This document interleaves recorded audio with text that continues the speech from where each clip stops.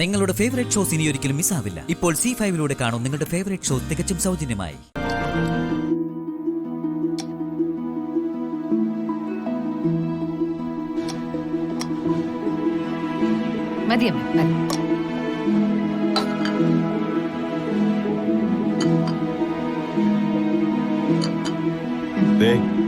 ദാമോദരേട്ടന്റെ കൈപ്പണി അത് അസാധ്യം തന്നെ.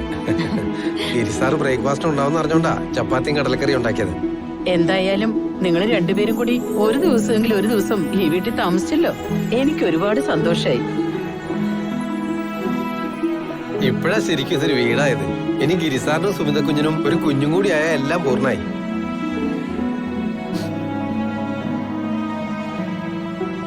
ഇപ്പഴാ ദാമോദരേട്ടാ ഞങ്ങളുടെ ജീവിതത്തിലെ പല പല കാര്യങ്ങളും ഒന്ന് സെറ്റായത്. അല്ലേ സുമി? ഇനിയെല്ലാം എന്റെ വഴിക്ക് നടന്നോളൂ.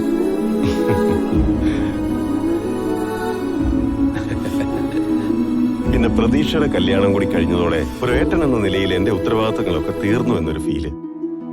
മൊത്തത്തിൽ ഞാനിപ്പോ ഒന്ന് ഫ്രീ ആയ പോലെ. ഇനിയിപ്പോ പ്രത്യേകിച്ച് ജോലിയൊന്നും ഇല്ലല്ലോ സുമി. നമുക്കൊരു ഹണിമൂൺ ട്രിപ്പ് പോയാലോ? പണ്ട് മുടങ്ങിപ്പോയ ഹണിമൂൺ ട്രിപ്പ്. സുമി എനിക്ക് നന്നായിട്ട് വേദനിച്ചു കേട്ടോ.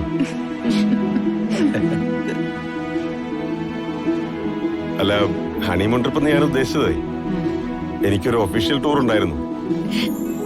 അതിന് സുമിയും കൂട്ടി പോയാലെന്ന് ആലോചിച്ചമ്മേ, അത്രേ ഉള്ളൂ. അതൊക്കെ നമുക്ക് പിന്നീട് ആലോചിക്കാം. ഇപ്പോ ഗിരി ഇതൊക്കെ കഴിച്ചിട്ട് ഓഫീസ് പോകണം. പിന്നെ അങ്ങനെ എല്ലാ ഉത്തരവാദിത്വങ്ങളും ഒഴിഞ്ഞ് ഫ്രീയായെന്ന് കരുതണ്ട ഗിരി. ദാമോദരൻ പറഞ്ഞതുപോലെ സുമി ഒരു അമ്മയാവണം. അതിനി ഒട്ടും വൈകരുത്.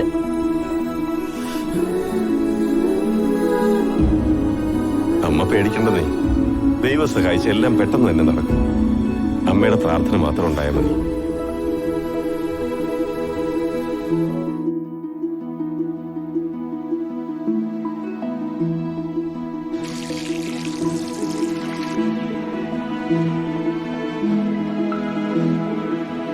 ആ സുമി, നീ ഇപ്പൊ വീട്ടിലേക്ക് പോകുന്നുണ്ടോ? അതോ വൈകിട്ട് ഞാൻ വരുന്ന വഴിക്ക് ഇവിടുന്ന് പിക്ക് ചെയ്യണം? വീട്ടിൽ പോണം ഗിരി. പോവാതിരുന്ന അവിടുത്തെ കാര്യങ്ങളൊക്കെ അറിയാലോ. അല്ല, പക്ഷേ അമ്മ ഇവിടെ ഒറ്റയ്ക്കാക്കിയിട്ട്. എന്റെ കാര്യം ഓർത്തേ നിങ്ങൾക്ക് ഒരു പേടിയും വേണ്ട. ഇവിടെ എനിക്ക് കൂട്ടിന് ദാമോദരനുണ്ടല്ലോ.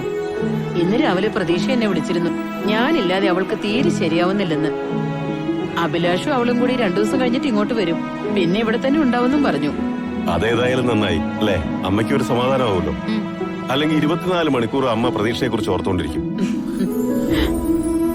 അവര് രണ്ടുപേരും കൂടി ഇവിടെ വന്ന് താമസിക്കുന്ന കാര്യത്തില് അഭിലാഷിന് സമ്മതാണോ? അതെ, അവനതിൽ എതിർപ്പൊന്നുമില്ല. സത്യത്തിൽ അഭിലാഷ് ഒരു നല്ല പയ്യനാ. അവന്റെ വീട്ടുകാരും അതെ. പിടിവാശിയോ പ്രശ്നങ്ങളോ ഒന്നുമില്ല. പ്രതീക്ഷയുടെ സങ്കടം മനസ്സിലാക്കി ഇവിടെ വന്ന് താമസിക്കാൻ അവന് മനസ്സ് വന്നല്ലോ. അത് തന്നെ വലിയൊരു കാര്യമല്ലേ? എന്തായാലും വളരെ നല്ലൊരു ചെക്കനെയാണ് നമ്മുടെ പ്രതീക്ഷയ്ക്ക് കിട്ടിയത്. ഡൗൺലോഡ് ചെയ്യൂ C5 ആപ്പ്. കാണൂ എല്ലാ എപ്പിസോഡുകളും സൗജന്യമായി.